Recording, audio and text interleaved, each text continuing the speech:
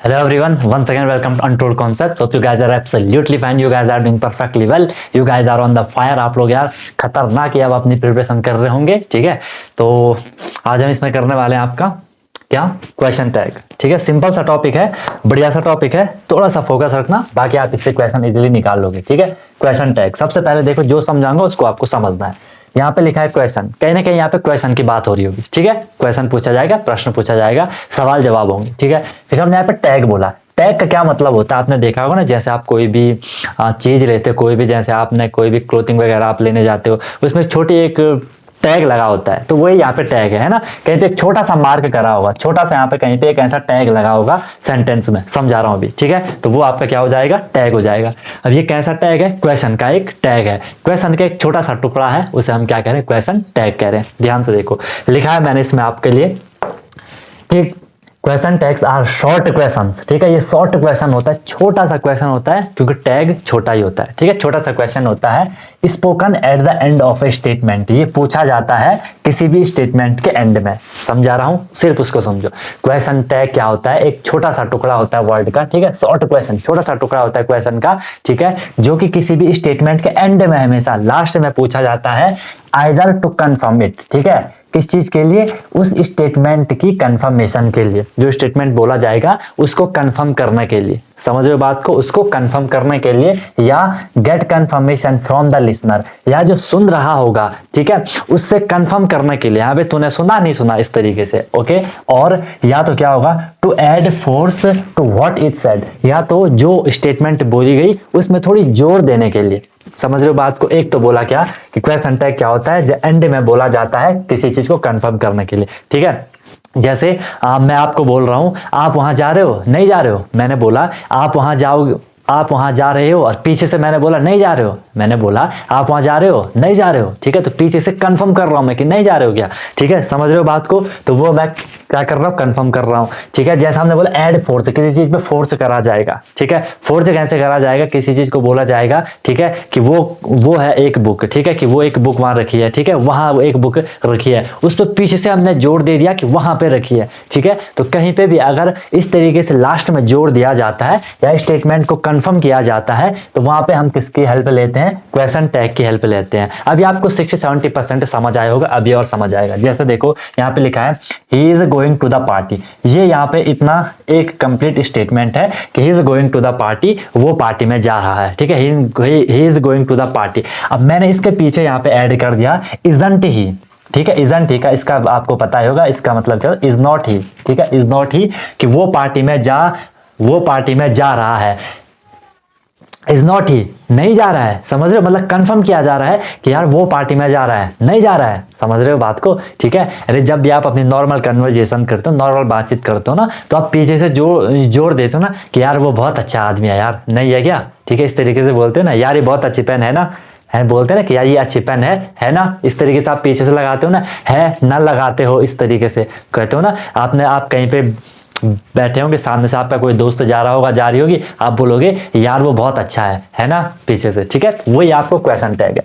जैसे बोला they are watching a movie, ठीक है, वो एक मूवी देख रहे हैं, इतना स्टेटमेंट हो गया, they are watching a movie, वो एक मूवी देख रहे हैं। आर नॉट दे, क्या नहीं देख रहे हैं, ठीक है, वो एक मूवी देख रहे हैं, पीछे से आप ऐसा कह सकते हो, है ना, ठीक है, वो एक मूवी देख रहे हैं, है ना। यहाँ पे है आरंट दे, ठीक है, आर नॉट दे, क्या नहीं देख रहे हैं। The book is not good, is it, ठीक है, यार ये बुक अच्छी नहीं है ना। इज इट का मतलब यहाँ पे सीधा हो गया आपका क्या, है ना, ठीक है, कि this book is not good, ये बुक अच्छी नहीं है ना, ठीक है, इस तरीके से समझिए। अब यहाँ से हमने इसको देखना है कहाँ पे हम कौन सा क्वेश्चन टैग लगाएंगे। बेसिक फंडा आई एम श्योर आपको क्लियर हो गया होगा कि क्या चल रहा है। सिंपल है, क्वेश्चन टैग एक छोटा सा टुकड़ा होगा क्वेश्चन का, जो कि स्टेटमेंट के लास्ट में कंफर्म करने के लिए पूछा जाएगा, ओके। अब देखो एक इंपॉर्टेंट चीज देखो, हमेशा ध्यान रखना, जो भी आपका क्वेश्चन टैग होगा, अगर कोई सेंटेंस पॉजिटिव सेंटेंस होगा, सिखा रखा है पॉजिटिव सेंटेंस क्या होता है, अफर्मेटिव आप जिसे कहते हो।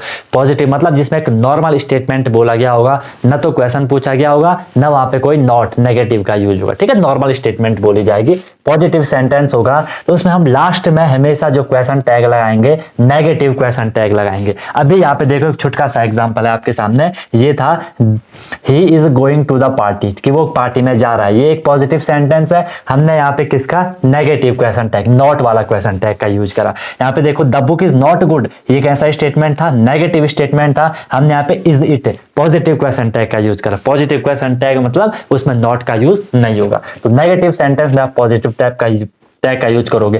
कहीं पे अगर आपको प्रॉपर नेगेटिव सेंटेंस नहीं भी दिख रहा होगा, मतलब अगर सेंटेंस में नॉट का यूज नहीं होगा, वहां पे फिर भी आपको सेंस समझना है, ठीक है, सेंस देखना है। अगर वहां पे नॉट का यूज नहीं भी होगा, कई बार नॉट ना होते हुए भी वो नेगेटिव सेंटेंस होता है, उसका सेंस आपको समझना है। नेगेटिव सेंस भी होगा, पॉजिटिव टैग लगाओगे, पॉजिटिव सेंस होगा, नेगेटिव लगाओगे, पॉजिटिव के साथ नेगेटिव क्वेश्चन टैग और नेगेटिव के साथ पॉजिटिव क्वेश्चन टैग आपका आने वाला है, ठीक है। फिर देखो ऑलवेज यूज प्रोनाउन इन क्वेश्चन टैग, बहुत इंपॉर्टेंट पॉइंट। क्वेश्चन टैग में हम हमेशा नाउन का, जो वहां पे नाउन होंगे, ठीक है, या होगा या होंगे, उसके लिए हम उसका रिस्पेक्टिव प्रोनाउन यूज करेंगे, जो उसके लिए प्रोनाउन लगता होगा उसको करेंगे। यहां पे देखो थोड़ा सा आप समझ सकते हो, हमने बोला ही इज गोइंग, ही हमने बोला, ठीक है, यहाँ पे चलो प्रोनाउन ही था, ही आया, यहाँ पे प्रोनाउन था द, दे आया।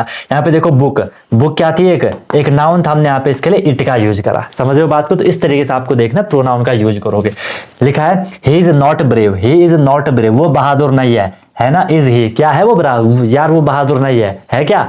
समझ रहे हो, है क्या? इस तरीके से यहाँ पे चल रहा है। ये नेगेटिव था, पॉजिटिव आया, he is not very cold today, it is not very cold today, ठीक है, नॉट था तो इज इट, यहाँ पे भी क्या आया आपका, पॉजिटिव आया। सी इज वेरी हंग्री, वो बहुत भूखी है, इजंट सी, क्या नहीं है, ठीक है, तो यहाँ पे देखो नॉट वाला क्वेश्चन टैग लगा। Rahul is a rich man, Rahul rich man है, इज नॉट ही, यहाँ पे नॉट क्वेश्चन टैग का यूज हुआ। जब भी पॉजिटिव होगा नेगेटिव क्वेश्चन टैग लगाओगे। समझ आया आपको? 80% अब चीज समझ आ रही होगी कि यहाँ पे क्वेश्चन टैग क्या है। थोड़ा आपको कंफ्यूजन होगा, सर इसका बता दो जरा, जो ये क्वेश्चन टैग है हम इनको किस तरीके से, कहाँ है क्वेश्चन टैग, है ना, है कहाँ है क्वेश्चन टैग, उसको हम थोड़ी देख लेते हैं। तो एक छुटका सा मैं आपको यहाँ पे बता देता हूँ, ध्यान से समझो। यहाँ पे कोई वर्ब होगी, मान लो मेनली आपके स्टेटमेंट में कोई भी जो वर्ब होगी, उसके लिए हम क्या क्वेश्चन टैग लगाएंगे। अगर इज होगा तो इसके लिए हम क्वेश्चन टैग लगाएंगे इज नॉट, इज नॉट, ठीक है, ये इसका कॉन्ट्रैक्ट फॉर्म होती है इजंट, ठीक है, शॉर्ट फॉर्म से इजंट कहते हैं, इज नॉट है इजंट कहते हैं। अगर आर होगा या एम होगा, बहुत इंपॉर्टेंट ये समझना, इज के साथ आपने इज नॉट लगा दिया, आर होगा चाहे एम भी होगा, हम आरंट का यूज करेंगे, आर नॉट का यूज करेंगे वहां पे क्वेश्चन टैग में। समझ आ रही है? बहुत सिंपल है ये, ठीक है। डू होगा डोंट का, डज होगा डजंट का, डिड होगा डिडंट का, हैज होगा हैजंट का, मतलब हैजंट का मतलब यहाँ पे क्या है, हैज नॉट है, ठीक है। हैव होगा हैवंट का, हैड होगा हैडंट का, ठीक है। वज होगा वजंट का, वर होगा वरंट का, वुड होगा वुडंट का, ठीक है, वुड नॉट। ये सारे देखो ये पॉजिटिव थे, तो यहाँ पे ये क्या लग रहे हैं आपके, नेगेटिव लग रहे हैं, ठीक है। अब ये क्वेश्चन पूछा जा रहा है नहीं है, ठीक है या हूं नहीं हूं, ठीक है। डू इसको करो या ना करो, किया नहीं किया, ये सारा है, पास नहीं है, इस तरीके से था नहीं था। समझ रहे हो? क्वेश्चन टैग समझ आ रहा है इस तरीके से। अगर आपको सेंटेंस पे इस तरीके से, आप चाहे इनको एडजेक्टिव बोल दो, जो भी आप इनको बोल दो, देयर होगा, इसका क्वेश्चन टैग देयर ही होगा, ठीक है। यहाँ पे देखो, यहाँ पे भी हमने एक लिखा होगा, यहाँ पे देयर, चलो इसमें नहीं था, आगे देखते हैं, ठीक है, आगे देखते हैं। था यार, ये था, ये देखो यहाँ पे दे था ना, तो दे के लिए हमने दे ही यूज करा, ठीक है, ओके। अभी देखो सिंपल है यार, कोई दिक्कत वाली बात नहीं है। दिस होगा, इसके लिए इट का यूज करना, ठीक है, इसके लिए इट का यूज करना। दैट होगा तो इट का ही करोगे, दीज होगा दे का करोगे, दोज होगा दे का करोगे, वन होगा वन का करोगे। सिंगुलर होगा तो सिंगुलर का, यहाँ पे देखो देयर प्लूरल था तो वही आ गया देयर। दिस सिंगुलर है ना, दिस, तो हमने उसके लिए इट सिंगुलर का यूज करा। दैट सिंगुलर है दूर के लिए, ठीक है, इट सिंगुलर का यूज करा। दीज दूर के लिए प्लूरल था, दे का यूज हमने कर लिया, ठीक है। इस तरीके से आपने क्वेश्चन टैग को थोड़ा माइंड में रखना है, बाकी बहुत इजी है ये, कोई भी लफड़ा नहीं है। फिर देखो एक और रूल मैं आपको यहाँ पे बता देता हूँ, रूल समझ लो, ठीक है। मैंने आपको बोला भी था, जब हमने इससे पहले पढ़ी होंगी चीजें, कंजंक्शन वगैरह पढ़ा होगा, इस तरीके से आए होंगे, hardly, scarcely, barely, seldom, rarely, neither, no, not, never, little, few, no, one, nobody, इसमें एडजेक्टिव वगैरह भी हैं, ठीक है, आपके कई सारी चीजें हैं यहाँ पे। तो जब भी ऐसे जब भी स्टेटमेंट में कोई भी आपको सेंटेंस दिया होगा, उसके स्टेटमेंट में इस तरीके से ये होंगे, इनका हमेशा नेगेटिव सेंस होता है, ठीक है। जैसे हार्डली का मतलब मुश्किल से, है ना, मतलब मुश्किल से। स्कार्सली का मतलब मुश्किल से। बेयरली मतलब मुश्किल से। सेल्डम मतलब कभी कभी, है ना, कभी कभी मतलब कभी भी नहीं, बहुत कम टाइम पे, है ना, समझ रहे हो। रेयरली मतलब बहुत ही कम। नाइदर नहीं, तो इन सब का जो सेंस आ रहा है वो नेगेटिव में सेंस आ रहा है। जैसे हार्डली है ना कि यार मुश्किल से, है ना, बहुत ही कम वो दिखता है, ठीक है, मुश्किल से तो मतलब नहीं दिखता है, तो नेगेटिव सेंस आ रहा है। इनके लिए हम पॉजिटिव टैग का यूज करेंगे, जबकि वहां पे नॉट भी नहीं था। देखो ही इज सेल्डम हैप्पी, ठीक है, वो कभी कभी हैप्पी होता है, मतलब वो जनरली खुश नहीं रहता है, ठीक है, वो खुश नहीं होता है, कभी कभी वो खुश होता है। He is seldom happy, seldom मतलब कभी कभी वो खुश होता है। अब ये नेगेटिव आ गया, इसका मतलब वो कभी खुश नहीं रहता, तो इज ही, ठीक है, कि वो कभी कभी खुश होता है ना, समझ रहे हो बात को। Few students attended the lecture, ठीक है, few student attended the lecture मतलब बहुत कम लोगों ने लेक्चर अटेंड करा, ठीक है, तो हमने ये भी नेगेटिव सेंस है, डिड दे। अब यहाँ पे देखो फ्यू स्टूडेंट्स, हमने यहाँ पे किसका यूज करा, दे का यूज करा, क्योंकि वो कई स्टूडेंट थे, ठीक है, कई स्टूडेंट थे। अब यहाँ पे प्लूरल फॉर्म आ गया तो हमने यहाँ पे दे का यूज करा, समझ रहे हो, ये थोड़ी ध्यान में रखना है। अगर मैं यहाँ पे ही का यूज करूंगा, डिड ही का मैं यूज करूंगा, तो यहाँ पे क्या होना चाहिए, तो एक ही प्रॉपर स्टूडेंट होना चाहिए, थर्ड पर्सन होना चाहिए। तो जैसे मैं बोलूं राहुल अटेंडेड द लेक्चर, ठीक है, डिड ही, ठीक है, क्योंकि अब ये देखो डिड क्यों आया यहाँ पे, डिड क्यों आया, क्योंकि सर जो ये वाली फॉर्म है यहाँ पे ये पास्ट इंडेफिनिट का है, ठीक है। अब टेंसेस की भी आपको नॉलेज होनी चाहिए भाई। ये पास्ट इंडेफिनिट का कैसा सेंटेंस है, अफर्मेटिव सेंटेंस है, जिसे हम पॉजिटिव सेंटेंस कह रहे हैं।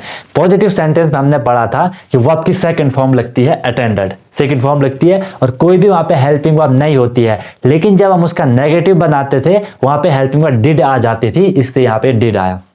रिकॉल करो यार टेंसेस को, ठीक है।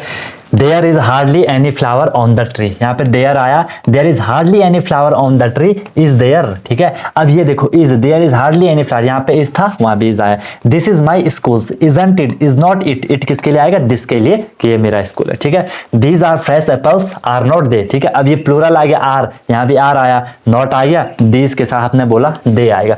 थोड़ा इनको यूज करोगे, प्रैक्टिस बार बार करोगे, डेफिनेटली बहुत सिंपल चीजें हैं ये हो जाएंगी, ठीक है। और क्वेश्चन आता है यहाँ से हर बार, ओके, ठीक है सर। नेक्स्ट देखते हैं, अगर लिखा होगा anyone, no one, everyone, none, someone, nobody, everybody, somebody, तो क्वेश्चन टैग में हम दे का यूज करेंगे, क्योंकि ये कहीं ना कहीं एक से ज्यादा को वो कर रहे हैं, क्या स्पेसिफाई कर रहे हैं। भले बोला एक को जा रहा है, लेकिन एक के रिस्पेक्ट में सबको बोला जा रहा है ना, कि एवरीवन हर कोई, समवन कोई एक, मतलब सब में से कोई एक, ठीक है, नोबडी कोई भी नहीं, एवरीबॉडी हर कोई। तो इस तरीके से इनमें हम दे का यूज करेंगे, क्योंकि कहीं ना कहीं प्लूरल टाइप के हैं। Everyone came on time, didn't they. अब देखो आप बोलोगे सर डिड क्यों आया, ये कैम क्या है पहचानना पड़ेगा। कैम आपकी वर्ब की सेकंड फॉर्म है, जो कि पास्ट इंडेफिनिट में आती है, अफर्मेटिव सेंटेंस में नेगेटिव बनाएंगे डिड आता है। Somebody has stolen my pen, haven't they. अब देखो समबडी हैज स्टोलन, वर्ब की थर्ड फॉर्म, हैज और हैव जो ये हेल्पिंग वर्ब है प्रेजेंट परफेक्ट में आती है, थर्ड फॉर्म आती है। अब प्रेजेंट परफेक्ट में हैज हमने लिख लिया कि somebody has stolen my head.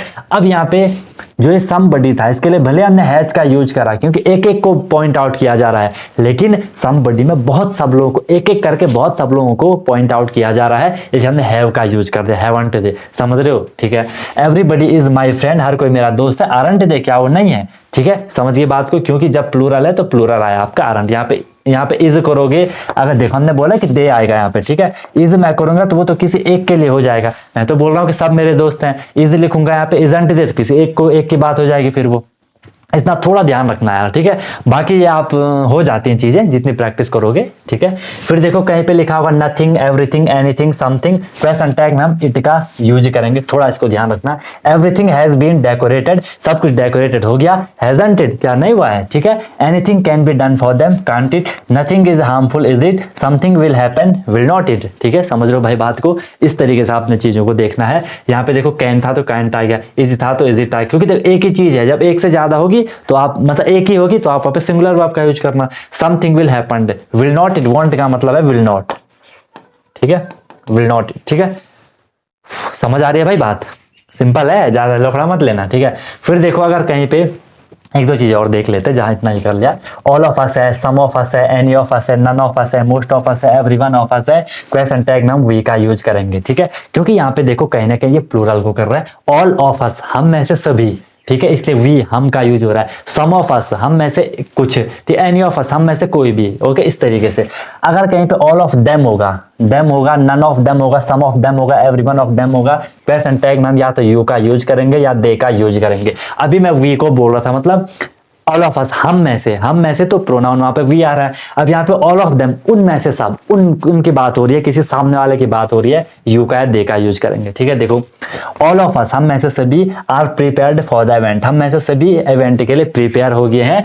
हमने बोला आरंट वी, क्या नहीं हुए हैं, हम में से सभी प्रिपेयर हो गए हैं, क्या नहीं हुए हम। ठीक है, all of them have come, देखो all of them have come, तो हमने हैवंट दे का यूज कर लिया, थोड़ा इसको देखना है अर्थ। ठीक है, all of you are requested to come, aren't you, ठीक है, हमने यहाँ पे यू कर लिया, सिंपल सी बात है ना, सिंपल। अब तो हम एंड पे चल रहे हैं, तो आपको धीरे धीरे चीजें क्लियर होती जा रही होंगी, है ना। बाकी दोस्त यार जितनी प्रैक्टिस करोगे ना चीजें क्लियर होगी। थोड़ा सा हम नई चीज देखते हैं इंपरेटिव सेंटेंस के लिए। ठीक है, इंपरेटिव सेंटेंस के लिए पढ़ा था हमने। इंपरेटिव सेंटेंस क्या होते हैं, जिनमें कोई कमांड दी जाती है, कोई ऑर्डर दिया जाता है, कोई रिक्वेस्ट करी जाती है। ठीक है, तो उसको हम इंपरेटिव सेंटेंस कहते हैं।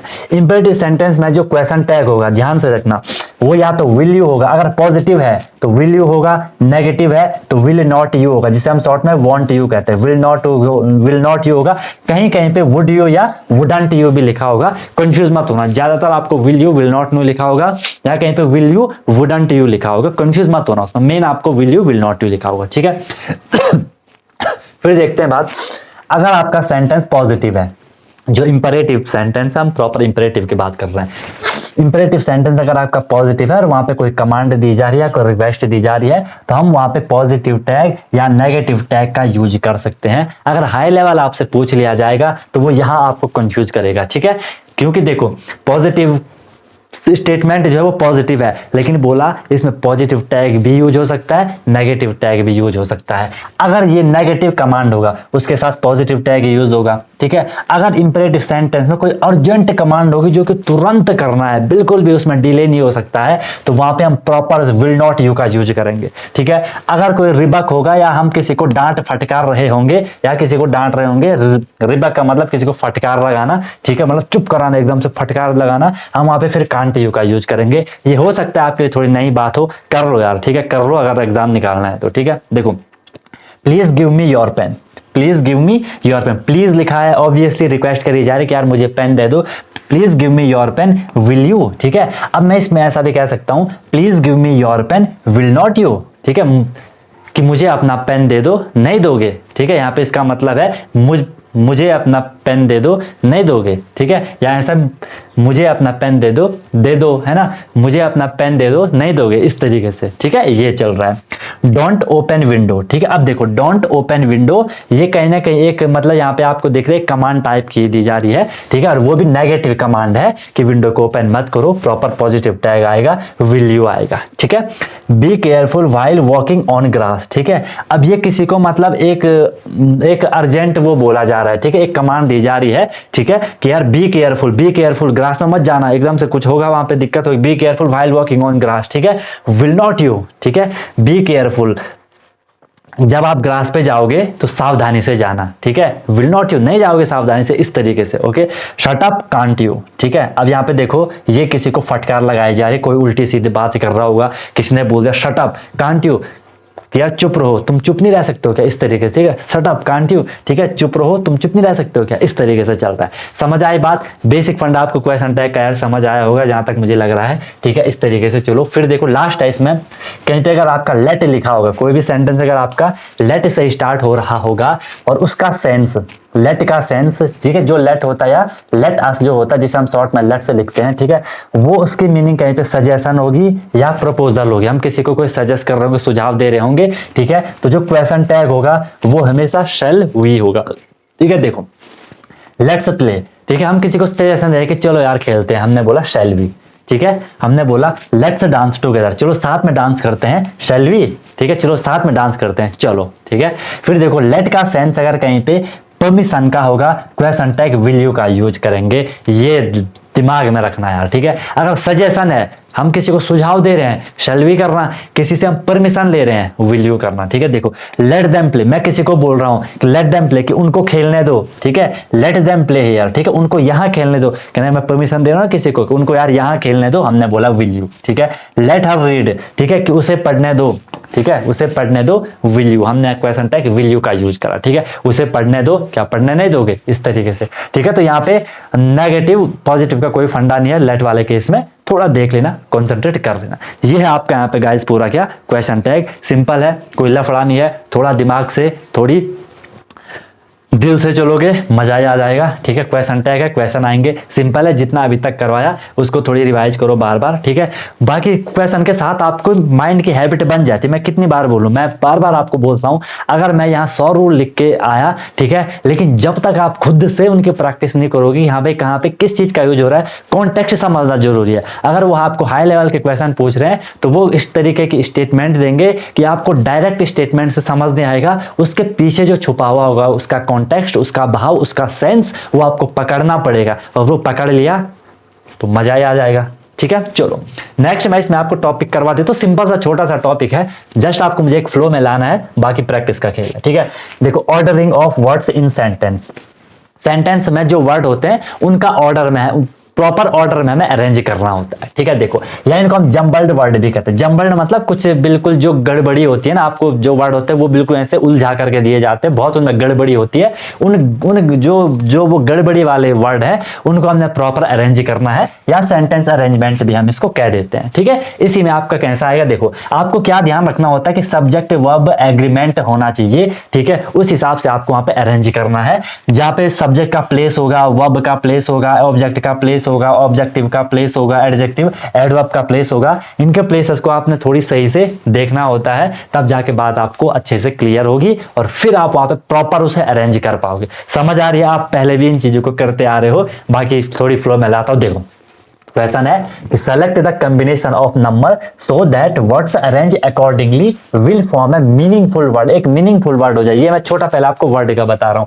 यहाँ पे दे रखा है TRIFU और ये 1 2 3 4 5 दे रखा है, ठीक है। 1 2 3 4, T के लिए 1 है, R के लिए 2 है, I के लिए 3 है, F के लिए 4 है, U के लिए 5 है, और ये आपको 4 ऑप्शन दे रखे हैं। इनमें से हम इनको कैसे अरेंज करें कि हमारा प्रॉपर एक मीनिंगफुल वर्ड बने। आपके पास दो ऑप्शन है गाइज, या तो आप क्या कर दो, इन सबको ऑप्शन में फिट कर दो। जैसे पहले 3 है तो मैंने लिख लिया I, फिर 1 था तो 1 पे T था, मैंने T लिखा, फिर 2 पे R था, मैंने R लिखा, 4 पे F था, मैंने F लिखा, 5 पे U था। अब इसको पढ़ो, क्या मीनिंगफुल बन रहा है? ITRFU, कुछ भी मीनिंगफुल नहीं बन रहा। या तो आप इस तरीके से चल लो, बाकी आपकी अगर इतनी खतरनाक अंडरस्टैंडिंग होगी, आप इसी को थोड़ी रीअरेंज करोगे, आपको बोलेगा यार क्या इससे बन रहा है, आप बोलोगे कि यार देखो ये तो बन रहा है FRUIT, FRUIT, ये तो फ्रूट बन गया। अब ये कहां पे होगा? पहले पे F था, F का नंबर क्या है? 4 है, R का नंबर क्या है? 2 है, U का नंबर क्या है? 5 है, I का नंबर क्या है? 3 है, T का नंबर क्या है? 1 है। 4 2 5 3 1 कहीं पे है, 4 2 5 3 1,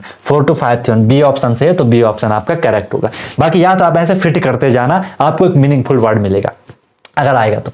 समझ रहे हो बात को? समझ रहे हो बात को? समझ आ रही चाहिए, बहुत सिंपल है यार, कुछ नहीं है, बस थोड़ा आपको वर्ड का तो खैर कर ही लोगे, कई बार वर्ड का भी नहीं होता। अगर नहीं हो रहा है ना, हमेशा एक चीज करना, ऑप्शन में उसको फिट करना सबसे बेस्ट। भले ऑप्शन में टाइम लेगा, कहीं पता चल रहा सही ऑप्शन डी वाला था और आपने पहले में रखा, दूसरे में रखा, तीसरे में रखा, नहीं हुआ, फिर चौथे में तो हो ही जाएगा, खैर तो टाइम लेगा थोड़ी, बाकी प्रैक्टिस का, ठीक है। समझे बात को? इसको देख लेते थोड़ी हम। RESTLU, चलो मैं इसको सीधे अगर ऑप्शन में फिट करूं, पहले 3 नंबर वाला, ठीक है। पहला आपका क्या है यहाँ पे, ये 3 नंबर वाला है तो मैंने 3 नंबर पे क्या लिख लिया? S लिख लिया। 4 नंबर पे क्या है? T है। 6 पे क्या है? U है। 1 पे क्या है? R है। 2 पे क्या है? E है। 5 पे क्या है? 3 है। क्या है कुछ बना? 5 पे 3 है, अरे 5 पे L है, 5 पे L है। क्या ये कुछ बना? STUREL, कुछ अभी देखते हैं, ठीक है। मैं इस कंडीशन, भले आपको पता चल गया होगा क्या होने वाला है, फिर मैं कंडीशन लगा रहा हूं। 4 पे आपका T है, 5 पे आपका L है, ठीक है। 3 पे आपका S है, 3 पे आपका S है, 2 पे आपका E। आप बोलोगे सर कुछ भी नहीं बन रहा, TLSE, ये तो कुछ भी नहीं बन रहा, आप यहीं पे छोड़ दोगे। फिर 5 पे जाओ आपका L है, 6 पे जाओ आपका U है, 3 पे जाओ आपका S है, 4 पे जाओ आपका T है, 1 पे जाओ आपका R है, एंड 2 पे जाओ आपका E है, LUSTRE, ठीक है। LUSTRE ये भी प्रॉपर नहीं बन रहा। आप एक बार और देखो, 6 पे आपका क्या? 6 पे आपका क्या? एक सेकेंड,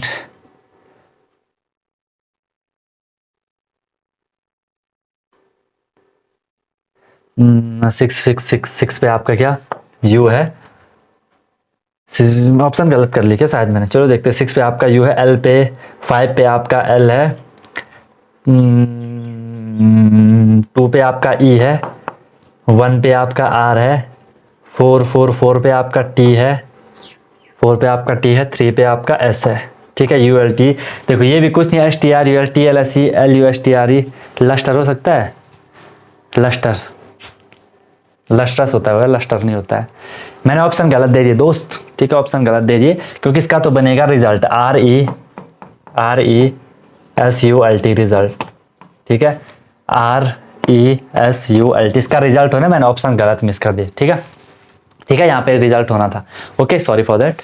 ओके, समझ आई बात। चलो नेक्स्ट देखो, इस तरीके से भी आपके सामने रहेंगे कि rearrange the following words to make meaningful sentence, choose the correct sequence, ठीक है, चूज द करेक्ट सीक्वेंस। अब यहाँ पे आपको इस तरीके से भी स्टेटमेंट आ सकती है, ये है द सन, इस पे ए लिखा है, इन द ये बी वाला है, ईस्ट ये सी वाला है, राइज ये डी, इनको नाम दे रखा है, और A B C D A D जो भी आपको दे रखे हैं, इस तरीके से आपको यहाँ पे इसको फिट कर, फिर वही बोला सीधे सीधे बन रहा है तो बना लो, नहीं तो ऑप्शन में फिट करना। बाकी अब यहाँ इन चीजों में आप देखोगे क्या कि सबसे पहले हमेशा सब्जेक्ट आता है, ठीक है, उसके बाद वर्ब आएगी, फिर आपका ऑब्जेक्ट आएगा। वर्ब से पहले जो मेन वर्ब आएगी, उससे पहले आपका हेल्पिंग वर्ब आती है। तो मैंने देखा है यहाँ पे ऑब्जेक्ट क्या हो सकता है, मेरे को लगा ऑब्वियस सी बात है द सन आएगा यहाँ पे, है ना, सन ही ऑब्जेक्ट है, तो मैंने लिखा द सन, ठीक है, फिर लिखा द सन, और फिर मैं चलो अगर मैं ऑप्शन से भी इनको देखूं, सब में ए है, ए वाला सब में आ रहा है, ए ये वाला तो ऑप्शन में नहीं आएगा क्योंकि बी से स्टार्ट हो रहा है, ठीक है। फिर यहाँ पे डी, यहाँ पे डी, यहाँ बी लिखा है, तो मैं अब थोड़ी डिटेक्ट करूंगा कि यार इसमें अब वर्ब क्या होगी, ऑब्जेक्ट मिल गया, सब्जेक्ट मिल गया, वर्ब क्या होगी, आप बोलोगे राइजेस वर्ब होगी, ठीक है, द सन राइजेस, ये डी वाला आ गया, तो आपका ए ऑप्शन करेक्ट हो जाएगा, ठीक है, द सन राइजेस, फिर आपको पता है क्या हो जाएगा, इन द ईस्ट, ठीक है, कि सन ईस्ट में राइज होता है, समझ रहे हो, the sun rises in the east, the sun a वाला है, आप ए ऑप्शन को टिक करोगे, ए पे आ गया, द सन पहले आ गया, फिर डी कहाँ पे था, डी राइजेस था, तो राइजेस आ गया, द सन राइजेस, फिर क्या था आपका सी पे क्या है, ईस्ट, तो मैंने लिख लिया द सन राइजेस बी। अच्छा, ये बी वाला ऑप्शन करेक्ट होगा, ठीक है, बी वाला ऑप्शन होगा, ए वाला नहीं होगा, क्योंकि ए डी बी ये भी तो देखना है आपको, पहले बी आना चाहिए, इन the east, in the east तो सी पे था, तो ये सी लास्ट में आया, समझ रहे हो, ऐसे करोगे। फिर देखो लुक्स मून द ब्यूटीफुल, ठीक है, अब आप क्या करोगे, सबसे पहले सब्जेक्ट निकालो, आप बोलोगे मून, मून के साथ द आता है, ठीक है, आपने बोला द मून, फिर वर्ब आएगी लुक्स, और फिर आपका ये जो भी है एडजेक्टिव वगैरह ब्यूटीफुल, ठीक है, द मून लुक्स ब्यूटीफुल कहाँ पे है, द पहले सी वाला आएगा, द फिर उसके बाद बी आएगा, सी बी, तो ये वाला सही है आपका, ये वाला सी बी एंड फिर ए लुक्स, फिर D beautiful, the moon looks beautiful. Clear है भाई बात, समझ गए हो कि जम्बल्ड वर्ड कैसे आपको करना है, सेंटेंस को कैसे रीअरेंज करना है। अब यहाँ पे आपको टेंसेस वगैरह का भी थोड़ा आना चाहिए कि कहाँ पे वर्ब वगैरह क्या क्या फंडा रहता है, ठीक है।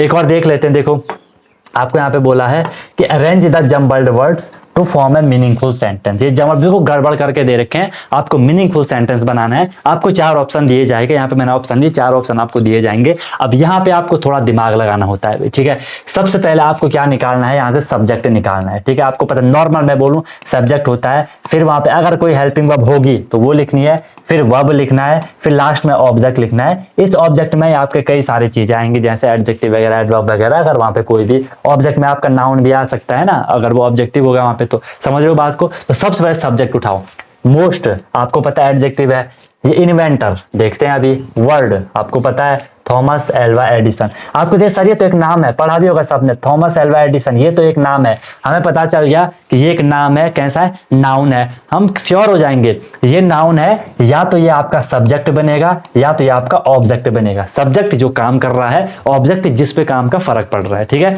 या तो सन आएगा तो ऑब्जेक्ट आएगा, या तो सब्जेक्ट में रहेगा ऑब्जेक्ट में रहेगा। क्लियर हो गया। फिर देखा मैंने द, इन, इज तो हेल्पिंग वर्ब है, आपको हेल्पिंग वर्ब मिल गई, रिमार्केबल कुछ ऑब्जेक्टिव का है, जो भी ऑब्जेक्टिव वाला पार्ट चल रहा है वो। अब देखते हैं, मैं स्टार्ट करूंगा, आप स्टार्ट करोगे कि थॉमस एल्वा एडिसन, आप बोलोगे कि यार थॉमस एल्वा एडिसन इन्वेंटर है, इन्वेंटर था, वो खोज करी थी पूरे वर्ल्ड में। चलो अब देखते हैं, मैंने सबसे पहला अगर मान लो यहाँ पे लिख लिया कि थॉमस, मैंने यहाँ पे लिख लिया, ठीक है, थॉमस एल्वा एडिसन, सबको पता है Thomas Alva Edison, okay sir clear हो गया, थॉमस एल्वा एडिसन। फिर मैं हेल्पिंग वर्ब लाऊंगा, हेल्पिंग वर्ब देखो कहीं पे हेल्पिंग वर्ब लिखा, आप बोलोगे इज है, ठीक है, Thomas Alva Edison is the भी कर लिया मैंने, ठीक है, Thomas Alva Edison is the.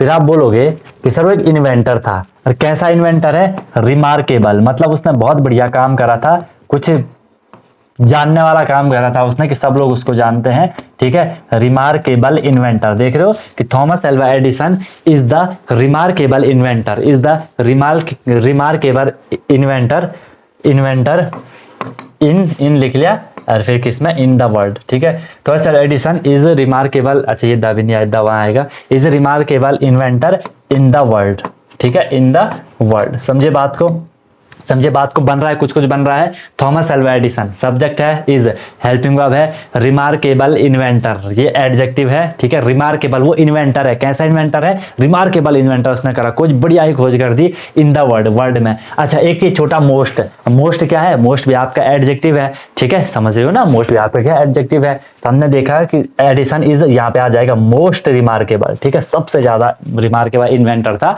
In the world. Thomas Alva Edison is most remarkable inventor in the world, समझ गए, इस तरीके से बनेगा। बाकी आपके सामने ना ऑप्शन आते हैं, 4 ऑप्शन आपको दिए रहेंगे, ऑप्शन पढ़ के आप बोल दोगे यार ये तो नहीं होने वाला, इतना तो आपने पढ़ा ही रहता है, ठीक है, तो इसमें आपको परेशान नहीं होना होता है, चीजें हो जाती है, ठीक है दोस्त। चलो नेक्स्ट हम बात करते हैं, एक और क्वेश्चन ले लेते हैं। Choose the correct order to make the sentence below meaningful, meaningful बनाना है, इस बार इनको आपको नंबर दे दिए। History of India, than was there है, Mahatma Gandhi, never in the greater man. आपको दिखेगा सर महात्मा गांधी जी यहाँ पे लिखा है, तो गांधी जी आप यहाँ पे बोलोगे कि ये या तो नाउन में आएंगे या तो प्रोनाउन, या तो आपके ऑब्जेक्ट मतलब नाउन है, या तो सब्जेक्ट में आएंगे या तो ऑब्जेक्ट में आएंगे, बात समझ रहे हो ना, या तो सब्जेक्ट में आएंगे या तो ऑब्जेक्ट में जाएंगे, इतना आप वहां पे श्योर हो जाओगे। फिर हम देखेंगे कि चलो स्टार्ट करते हैं, हिस्ट्री ऑफ इंडिया, देन नहीं होगा, वॉज देयर ये भी स्टार्टिंग में नहीं आएगा, या तो महात्मा गांधी जी आएंगे, never in the greater man, ठीक है। अब आप इसे दिमाग लगाओगे, दौड़ाओगे, या ऑप्शन में आप इसे फिट करोगे, पहले ऑप्शन में 1 है, पहले 1 को लियो, 1 में क्या लिखा है, हिस्ट्री ऑफ इंडिया। आप थोड़ा बोलोगे ठीक है हिस्ट्री ऑफ इंडिया हो सकता है, हिस्ट्री ऑफ इंडिया, ठीक है। फिर आप 2 जो लिखा है, 2 पे क्या है, then history of India, then आप बोलोगे नहीं सर नहीं बन रहा है, देख रहे हो हिस्ट्री ऑफ इंडिया देन, यहीं से थोड़ी अटपटा सा आपको लगने लगे। चलो फोर्थ देखो, फोर्थ पे क्या लिखा है, Mahatma Gandhi, history of India than Mahatma Gandhi, ये अजीब सा लग रहा है, ठीक है। फिर मैं दूसरे पे जाऊंगा, 6 लिखा है, 6 पे क्या लिखा है, ग्रेटर मैन, मैंने लिखा ग्रेटर मैन।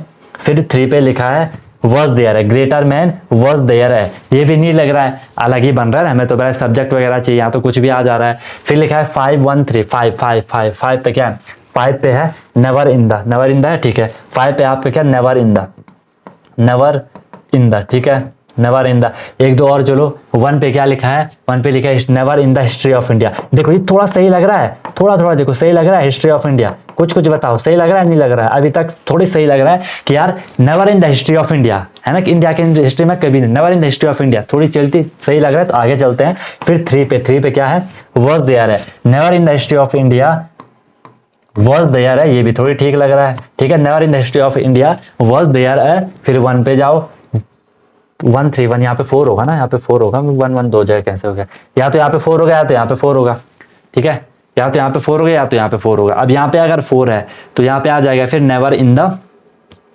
यहाँ पे अगर 4 है तो ये हो जाएगा नेवर महात्मा गांधी, ठीक है, वो भी सही है।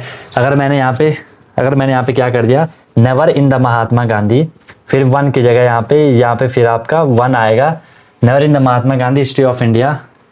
चलो देखते हैं एक बार, मैं डी ऑप्शन को देख लेता हूँ, ठीक है। डी ऑप्शन में या 5 को उठा लो, 5 है आपका क्या, नेवर इन द, ये भी आपका क्या, never in the, never in the, ठीक है। फिर आपका 1 है history of India, never in the history of India, never in the history of India. फिर 3 है वॉज देयर है, हिस्ट्री ऑफ इंडिया। बाकी आपके सामने ऑप्शन रहते तो दिक्कत नहीं आती, ठीक है, जैसे ये लिखे रखे हैं, never in the history of India was there a greater man, 6 वाला है ना, वॉज देयर है greater man.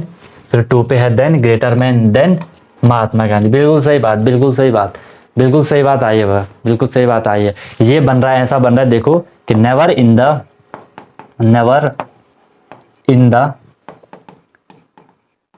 The history of India, never in the history of India, never in the history of India was there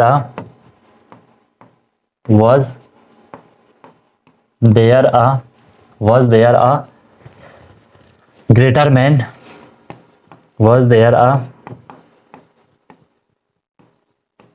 greater man was there a greater man